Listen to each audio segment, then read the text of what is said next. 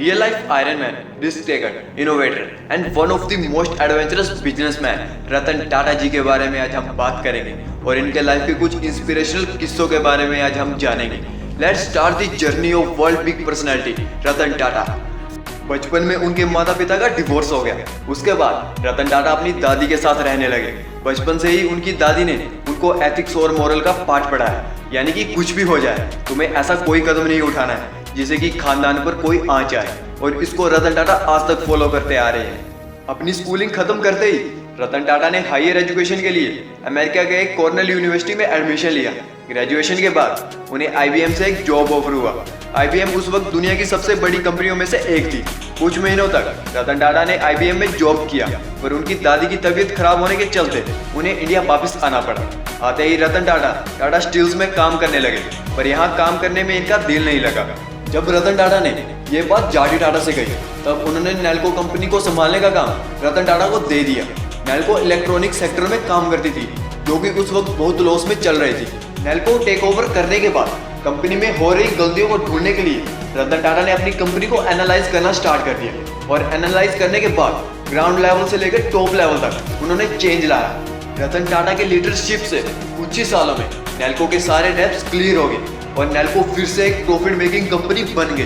1991 में रतन टाटा की असली जर्नी स्टार्ट हुई, जब वो टाटा एंड सन्स के 5th चेयरमैन बने। जब रतन टाटा चेयरमैन बने, उस वक्त कई सीनियर्स का मानना था कि रतन टाटा इस पोस्ट के लायक ही नहीं है, पर जाडी टाटा ने किसी की ना सुनते हुए रतन टाटा को चेयरमैन बना ही दिया, और यहाँ से शुरू हुई रतन टाटा की लीडरशिप की जर्नी।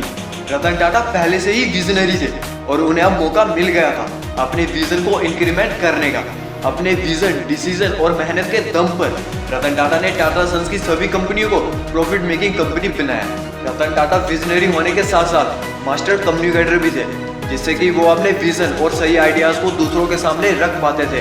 रतन टाटा की सबसे बड़ी खूबियों में से ये एक थी कि जो भी उनके साथ काम कर रहा हो, उनको देखकर वो इंस्पायर हो जाता था, जिससे कि दूसरों में एक सेंस ऑफ कैपेबिलिटी पैदा हो जाती थी कि मैं ये काम आसानी से कर सकता हूँ, और ये एक ग्रेट लीडर की निशानी होती है। 1998 में रतन टाटा ने एक कोड ऑफ कंडक्ट इंट्रोड्यूस किया, जिसके मुताबिक हर टाटा एम्प्लॉय को सेम रिस्पेक्ट मिलेगी, चाहे वो PN हो या MD।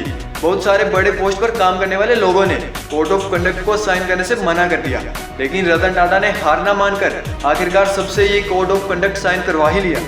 साल 2000 में टाटा मोटर्स की कंपनी बहुत लॉस में चल रही थी। इस पर रतन टाटा ने डिसीजन लिया कि वो टाटा मोटर्स को फोर्ड को बेच देंगे, इसलिए वो अपनी टीम के साथ बिल फोर्ड से मिलने चले गए।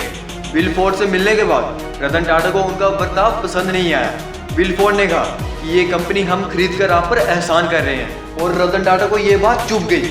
उसी रात वो अपनी टीम के साथ इंडिया वापस आ गए और डिसाइड किया कि वो अपनी कंपनी को नहीं बेचेंगे।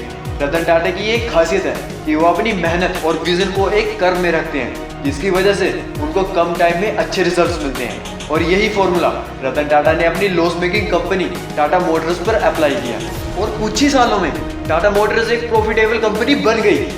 2008 में ठीक 8 साल बाद फोर्ड मोटर्स का दिवाला निकल गया। उनकी luxuries car making company Jaguar और लैंड रोवर लॉस में जाने लगी। उसी वक्त रतन टाटा ने दोनों कंपनीज को $2.3 बिलियन के वैल्यूएशन के साथ खरीद लिया, और इन लॉस मेकिंग कंपनीज को प्रॉफिटेबल भी बनाया। उस वक्त बिल फोर्ड ने रतन टाटा से एक लाइन कही कि हमारी कंपनीज खरीद कर आप हम पर एहसान कर रहे हो, और इससे एक बात साफ होती है कि सक्सेस से बड़ी कोई रिवेज नहीं। अगर वीडियो पसंद आई हो तो चैनल को सब्सक्राइब कर देना, और मिलते हैं किसी नेक्स्ट वीडियो में। तब तक के लिए बाय बाय।